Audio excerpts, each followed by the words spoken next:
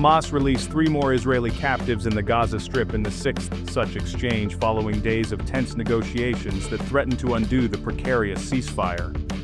In return, Israel began returning 369 Palestinian prisoners held in Israeli jails on Saturday, most without any charges or convictions. It is the largest number of Palestinians to be freed since the beginning of the truce. Footage showed a busload of Palestinian prisoners from Ofer prison arriving in Ramallah in the occupied West Bank, where they were met by relatives and cheering supporters. More buses full of Palestinians pulled out of an Israeli prison in the Negev desert heading towards Gaza. At least 4 of those freed were immediately brought to a hospital for treatment. Among the most prominent to be released is Ahmed Barghouti, 48, a close aide of iconic Palestinian political figure Marwan Barghouti. Most of the prisoners were arrested in Gaza and will be sent back to the besieged enclave.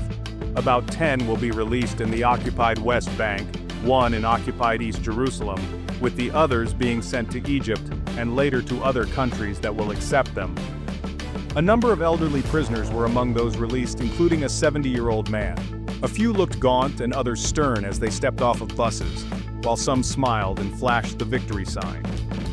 A number of Palestinians wore their shirts inside out in order to cover messages after the Israel Prison Service made them put on outfits with a Star of David logo that said, "We will not forget or forgive" in Arabic. Released Palestinian prisoner Amir Abu Rada told Al Jazeera he spent 18 months in Israel's Nafha desert prison where authorities cut water and electricity. Amir Abu Rada said, "Our conditions in prison were extremely difficult and no one could bear them.